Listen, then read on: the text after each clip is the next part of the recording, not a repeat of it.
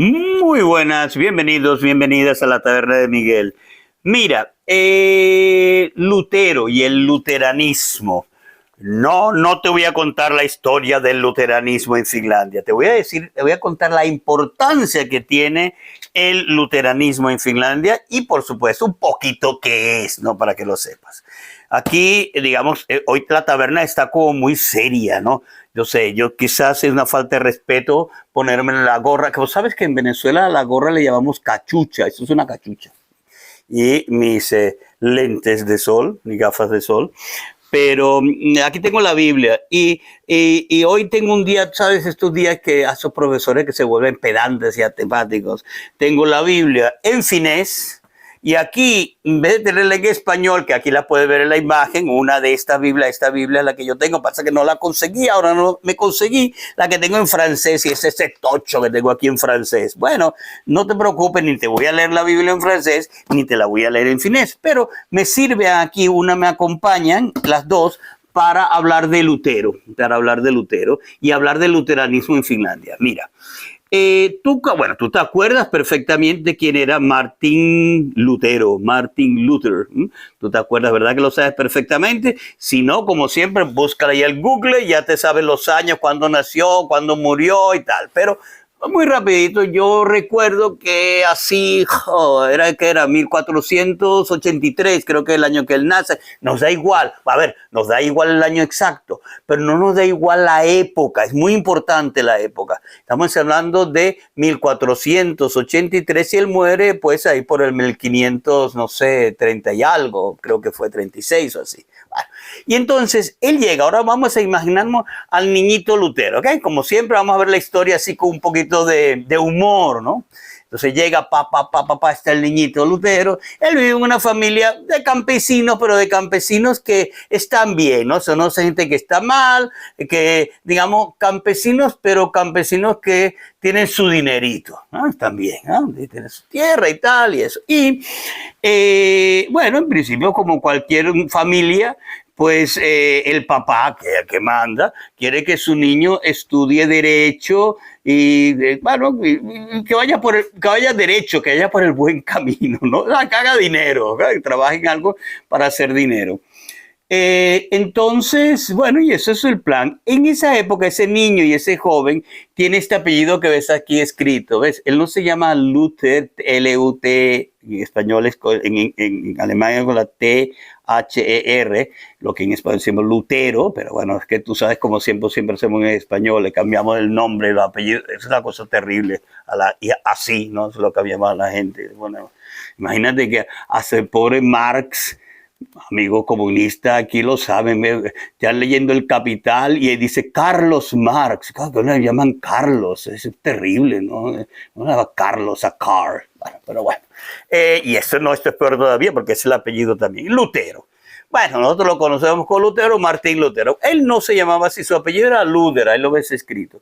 Ese apellido, que era el apellido original de la familia, a él después, cuando empieza ya a tener así inspiraciones y eso, ahora te digo cómo le sucede, él no le gusta y entonces él, creo, no estoy seguro, pero si no recuerdo mal, él le gustaba esto de Eleuterio, que lo ves aquí escrito, y entonces de ahí viene la parte esta de Luther que él se pone, porque lo que era el apellido original de él tenía, ¿sabes que el alemán, hay lo que llaman el alto alemán y el bajo alemán, todavía sigue existiendo esa idea, pero el alto alemán y el bajo alemán que se diferencian mucho, uno es el bajo, pues es un poco el más inculto, la masa y tal, y uno más sofisticado, y claro, cuando el niño se empieza a aprender cositas y empieza a ser ya así más sofisticado, pues a ese apellido no le gusta, que además el apellido tiene suena mal, porque el apellido original de él, de su familia,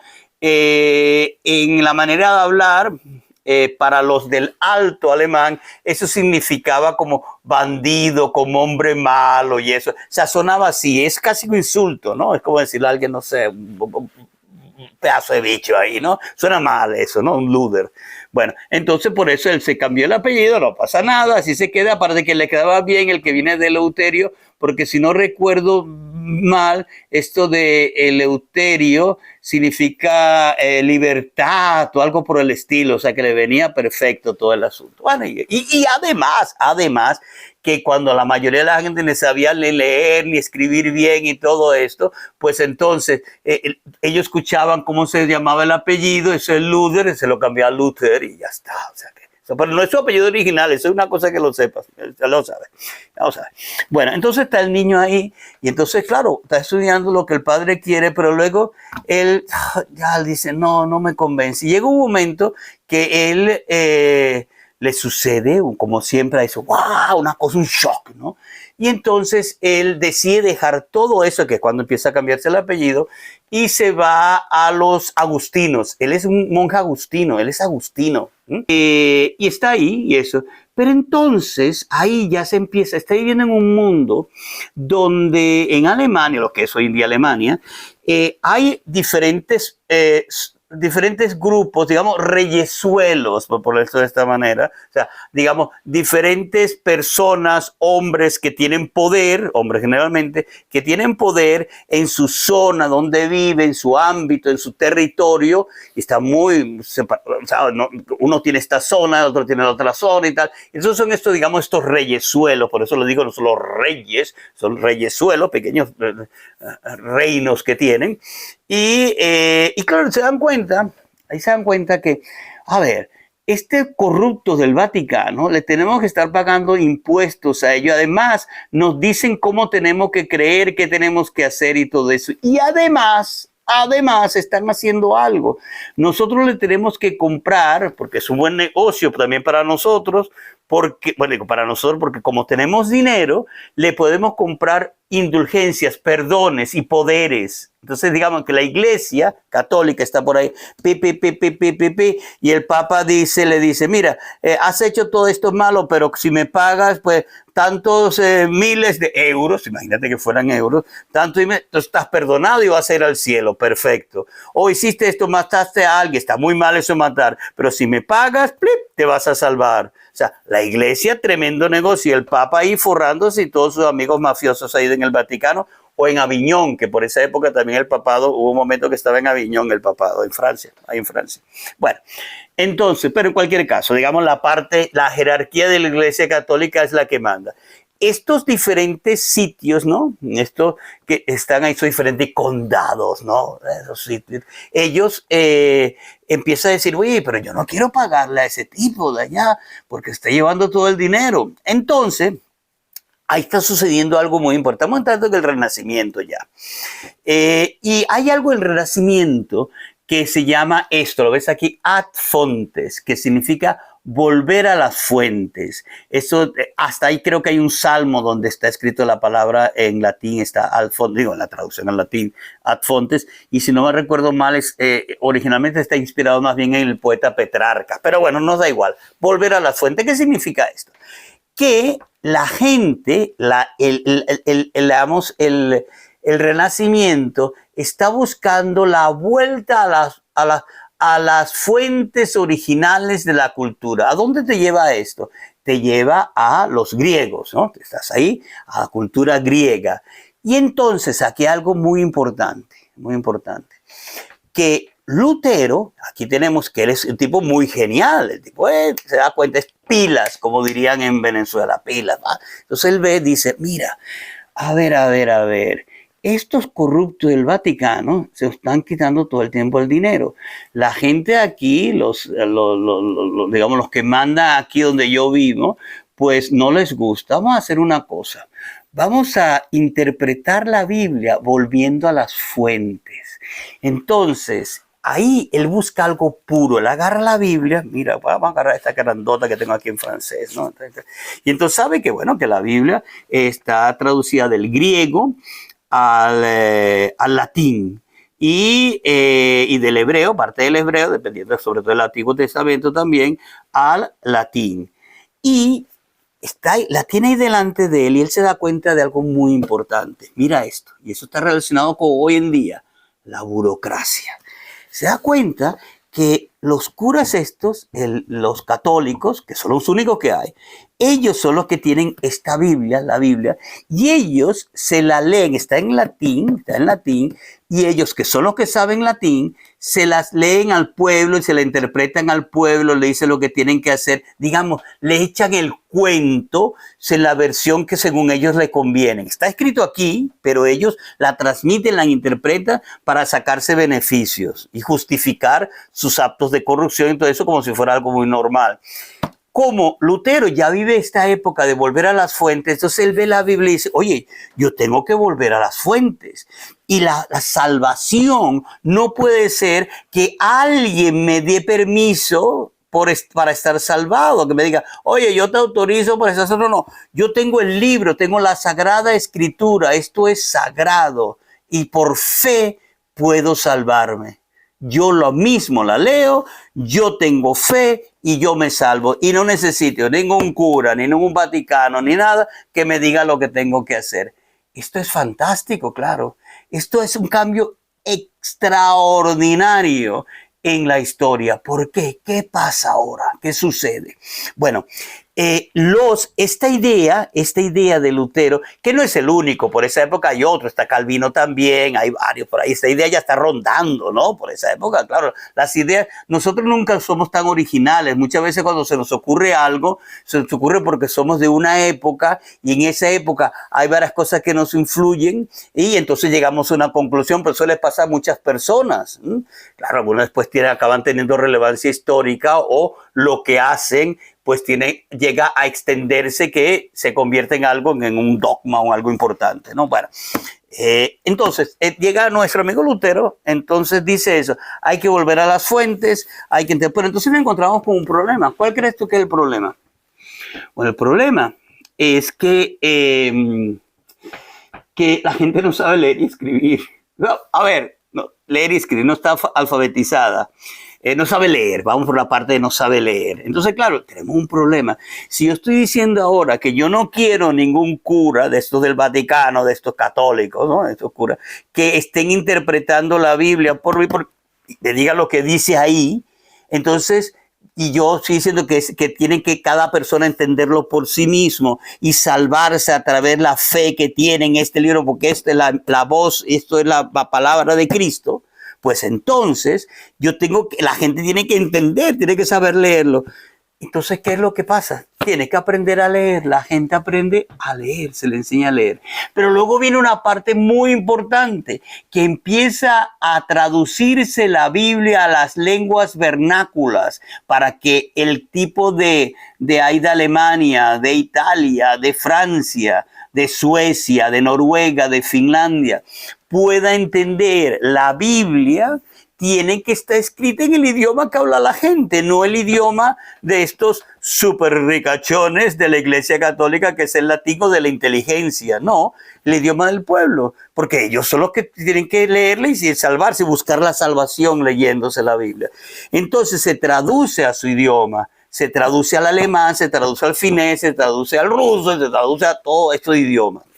Claro, hay muchos todavía que tratan de frenar esto. Por ejemplo, en la Iglesia Católica pues no quiere eso. De hecho, tú lo sabes muy bien. Si eres una persona mayor de muchos sitios, muy mayor, a ti hasta te han tocado todavía en algunas misas en latín, en el siglo XX, el siglo pasado, había misas en latín, sí.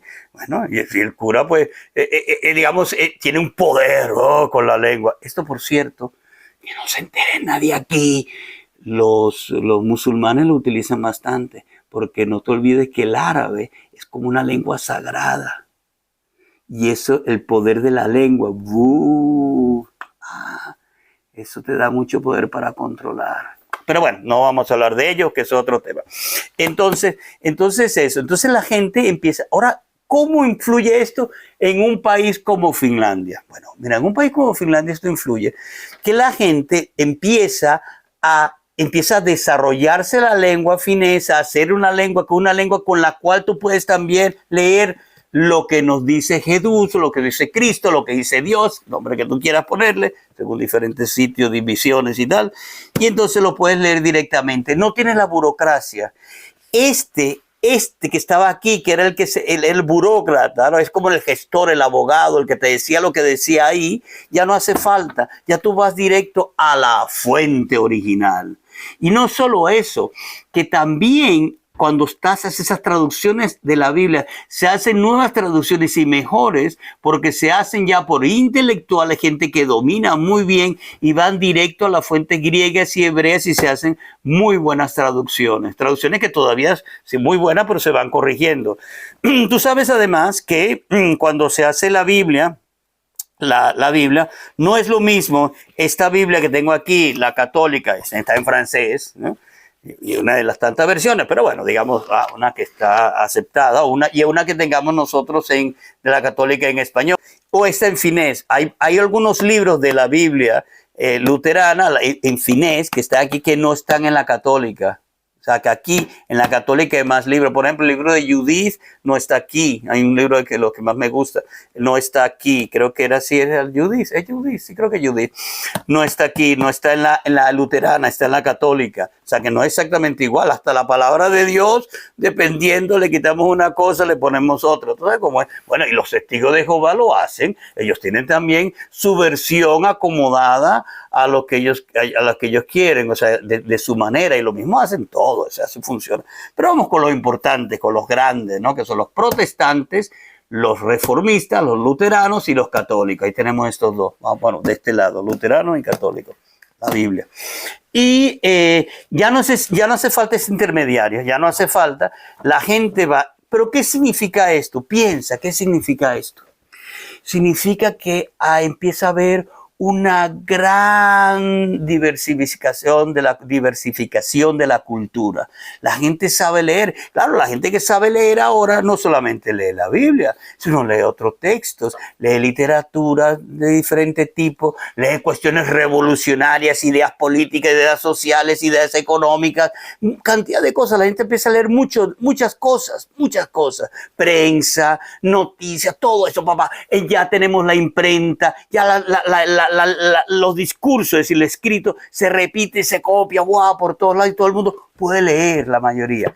Y es ahí donde estos países se alfabetizan mucho, donde casi el 100% de la población desde muchísimos años sabe leer y escribir, mientras que en los países del sur católica, en particular me refiero a España, Italia, también podría decir otro, lo mismo Francia, muchas cosas, pero vamos a poner estos no que son más cercanos, ¿no? Pues ellos tenían todavía el siglo pasado, el siglo XIX en España, un analfabetismo brutal, o sea, mayor probablemente que el que hay hoy en día en los peores países de América Latina en cuestión de alfabetización. Bueno, pues eso. Ya ves que eso pues ha sido una cuestión radical. ¿Y qué significa eso cuando la gente ya sabe leer, escribir, tiene acceso a información, tiene acceso a ideas, tiene acceso a la ciencia? Y eso es lo que hace esa diferencia que empieza a haber entre ese norte protestante rico y ese sur pobre. Y esto se traslada a nuestro continente americano, a nuestra América también. Pero eso lo podemos ver en otro vídeo. Muchísimas gracias por tu paciencia y recuerda recomendar y, bueno, decirle a la gente que se suscribe a este canal, ¿ok? Chao. Y dale un like ahí. Adiós.